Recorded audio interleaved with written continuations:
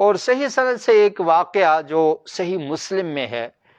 نبی کریم صلی اللہ علیہ وسلم نے جس کے بارے میں فرمایا، اور اس حدیث کے راوی ہیں صہیب رومی رضی اللہ تعالیٰ عنہ۔ وہ بیان کرتے ہیں کہ نبی کریم صلی اللہ علیہ وسلم نے ارشاد فرمایا کہ تم سے پہلے ایک بادشاہ تھا، پہلی امتوں میں ایک بادشاہ تھا، اور اس بادشاہ کا ایک جادوگر تھا اس کے پاس، جو اس کے لیے جادو کیا کرتا تھا، ساحر، کاہن۔ تو وہ بہت بوڑھا ہو گیا۔ اس نے بادشاہ سے یہ کہا کہ کوئی پتہ نہیں کب مجھے موت آ جائے، تو جو میرے پاس علم ہے، میں جادو کرتا ہوں، جادو کا علم جو میرے پاس ہے، تو یہ میرے ساتھ ہی دفن ہو جائے گا۔ تم ایسے کرو کہ ایک ذہین ترین، جو بہت ذہین لڑکا ہو، اس کو میرے پاس لاؤ تاکہ میں یہ علم اس کو سکھا دوں۔ چنانچہ بستی میں سے دیکھا گیا جو سب سے ذہین لڑکا تھا، اس کو اس کاہن اور جادوگر کے پاس لایا گیا۔ اب وہ جب جادوگر کے پاس علم سیکھنے کے لیے آتا تھا تو راستے میں ایک راہب اپنے،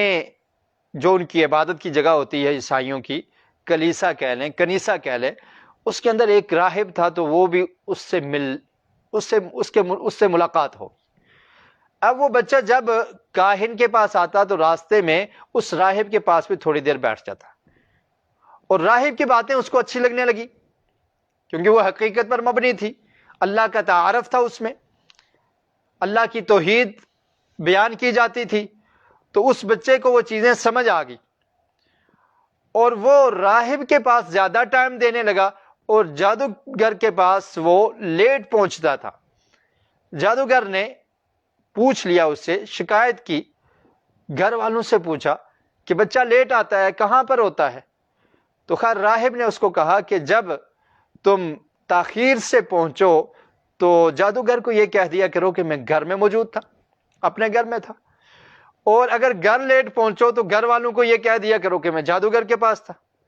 تو اس طرح سے وہ چلتا رہا نظام، اور وہ راہب سے اس نے علم سیکھ لیا۔ اور پھر بچہ کنفیوز بھی ہو گیا، اور اس کو یہ تردد تھا کہ کون سچا ہے، جادوگر جو میرا استاد ہے وہ سچا ہے یا یہ راہب سچا ہے۔ یہی سلسلہ چلتا رہا، لیکن راہب کا جو علم تھا وہ اس کے دل میں گھر کر گیا، اور اسے وہ پسند آ گیا۔ ایک دفعہ ایسا ہوا کہ ایک کوئی بڑا جانور آ گیا، اور بعض روایات میں ہے کہ شیر تھا، اس نے لوگوں کا راستہ روک دیا، لوگ گزر نہیں سکتے تھے، ڈر رہے تھے اس سے۔ اس بچے کو پتا چلا تو اس نے ایک پتھر اٹھایا، اور پھر یہ کہا کہ اگر جو میں سیکھتا ہوں جادوگر سے وہ صحیح ہے تو میرا پتھر مارنے سے یہ جانور قتل ہو جائے، اور پھر یہ کہا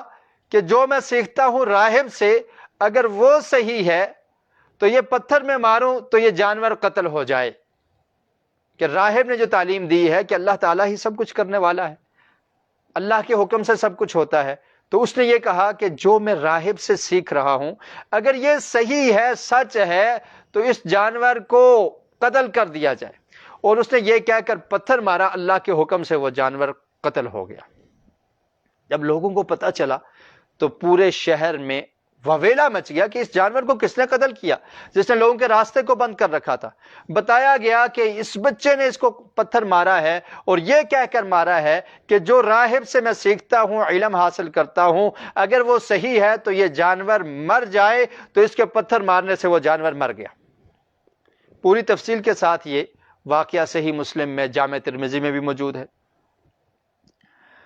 تو جب لوگوں نے یہ ماجرا دیکھا تو ایک نابینا شخص جسے دکھتا نہیں تھا وہ اس بچے کے پاس آیا اور کہنے لگا کہ میں تمہیں اتنا اتنا مال دوں گا، تم میری نظر کو درست کر دو۔ اس نے کہا میں تو درست نہیں کر سکتا، اور نہ ہی مجھے تمہارے مال کی ضرورت ہے، لیکن میں تمہارے لیے دعا کر سکتا ہوں، اور شرط یہ ہے کہ اگر تمہاری نظر ٹھیک ہوگی تو تم نے اس شفا دینے والے پر ایمان لانا ہے۔ اس شرط کے ساتھ بچے نے دعا کی اور اس شخص کی نظر ٹھیک ہو گئی، اللہ رب العالمین نے اس کی نظر کو ٹھیک کر دیا اور وہ شخص، وہ نبینا شخص اب دیکھنے کے قابل ہو گیا اور وہ مومن بن گیا، مسلمان بن گیا۔ اس نے کہا کہ میں اس بچے کے رب پر ایمان لاتا ہوں۔ اب اس بستی میں یہ 3 لوگ تھے، ایک راہب، ایک یہ بچہ اور تیسرا وہ نبینا شخص، وہ ایمان قبول کر چکا تھا۔ جب بادشاہ کو یہ خبر ہوئی کہ یہ بچہ جادوگر سے علم نہیں سیکھ رہا اور معاشرے میں بھی یہ بات پھیل گئی کہ اس بچے کے پاس وہ علم اور نالج ہے جو کسی کے پاس نہیں ہے، تو بادشاہ بڑا ظالم تھا۔ اس نے یہ کہا کہ میں ان تینوں افراد کو، راہب کو، اس بچے کو اور یہ آدمی جو اللہ پر ایمان لے آیا ہے، مسلمان ہو گیا ہے، ان تینوں کو میں قتل کروں گا، اور ایسے قتل کروں گا کہ تینوں کو مختلف انداز سے قتل کروں گا۔ چنانچہ اس نابینا شخص جس کو اب نظر آ رہا تھا، اس کے سر پہ آرا رکھا اور اس کے جسم کے 2 ٹکڑے کر دیے۔ پھر راہب کو بھی قتل کر دیا گیا، اور بچے کے لیے یہ پلاننگ بنائی گئی، اور بادشاہ نے یہ حکم دیا اپنی فوج کو، اپنے لوگوں کو، کہ اس کو ایک پہاڑ کے اوپر لے جاؤ اور پہاڑ سے جا کر اس کو نیچے گرا دو۔ جب پہاڑ پر لے گئے تو پہاڑ کانپنا شروع ہو گیا، تو وہ جو لوگ تھے وہ سب کے سب اتر کر بھاگ گئے، وہاں پر بچہ اکیلا کھڑا رہ گیا، وہ اس کو نہیں مار سکے۔ اب دوسری دفعہ پھر انہوں نے ارادہ کیا اور یہ پلاننگ کی کہ اس کو سمندر میں لے جاؤ اور اس کو سمندر میں گرا دو، یہ غرق ہو جائے۔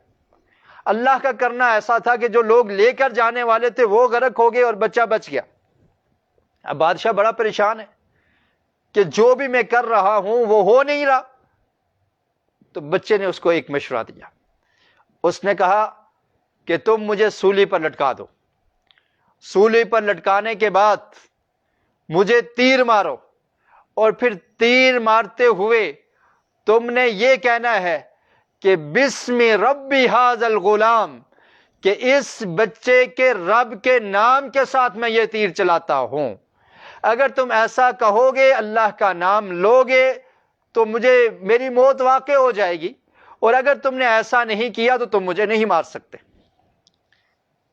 چنانچہ اس نے ایسا ہی کیا اور کہا بسم ربی ھذا الغلام، اور پھر تیر مارا اور وہ بچہ قتل ہو گیا۔ اس نے اپنی کن پٹی پر ایسے ہاتھ رکھا اور وہاں پر ہی اس کو موت آ گئی۔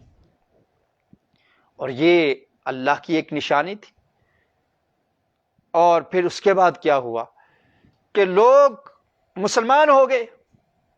انہوں نے کہا یہی سچا دین ہے، جس کا درس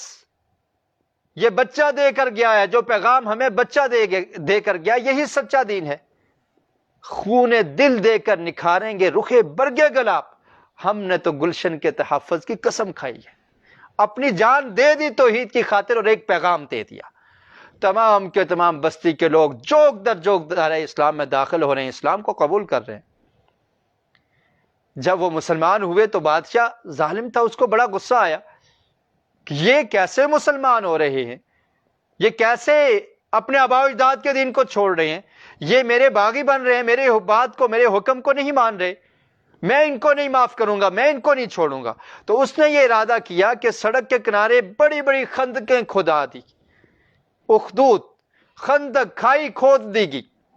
راستوں کے کنارے پہ خندق اور کھائی کھود دی گئی، اور پھر اس میں آگ جلا دی، اور پھر کہا لوگوں کو خبردار، جو بھی اپنے اصلی دین کو چھوڑ کر اسلام کو قبول کرے گا میں اس کو اس آگ میں جلا دوں گا، اور جو اسلام کو چھوڑ دیتا ہے، مرتد ہو جاتا ہے، اسے معاف کر دیا جائے گا۔ لیکن یہ ایمان ایک ایسی چیز ہے کہ جس کے دل میں گھر کر جائے، جس کو اپنے خالق اور مالک کی سمجھ، واقفیت حاصل ہو جائے، پھر وہ اس کو چھوڑتا نہیں ہے، چھوڑنے کے لیے تیار نہیں ہوتا۔ وہ سمجھ جاتا ہے کہ یہ زندگی عارضی ہے، یہ فانی ہے، اس کی کوئی حیثیت نہیں، میں مر گیا تو کیا ہو جائے گا، مرنا تو ہے ہی، لیکن اگر اللہ کے راستے میں موت آ گئی تو جو ہی مروں گا تو میرا مقام، میری منزل وہ رب العالمین کے پاس عظیم مہمان نوازی کی صورت میں وہ مقام مجھے حاصل ہو جائے گا۔ انہوں نے موت کو قبول کر لیا۔ اس ظالم بادشاہ نے وہ خندق جو کھودی تھی اس میں آگ جلائی تھی، اس میں ان لوگوں کو پھینکا اور وہ جل کر راکھ ہوتے چلے گئے۔ تو یہ سامنے منظر تو یہ تھا کہ یہ لوگ دیکھ کر تماشا دیکھ رہے تھے کہ کیسے یہ مومن، کیسے یہ جل رہے ہیں، کیسے ان کو آگ میں ڈالا گیا ہے، کیسے ان کی سسکیاں اور چیخو پکار یہ سن رہے تھے وہ لوگ۔ لیکن اللہ تعالیٰ نے فرمایا کہ یہ مرنے والے جو اللہ کے راستے میں جنہوں نے جان دی ہے، دین کی خاطر اپنے نفس کو قربان کر دیا ہے، یہ تو انعام یافتہ لوگ ہیں، لیکن جن نے یہ کارنامہ انجام دیا ہے، جنہوں نے ان کو مارا ہے، خندقیں کھودی ہیں، حقیقت میں یہ مر چکے ہیں۔ قتل اصحاب الاخدود، یہ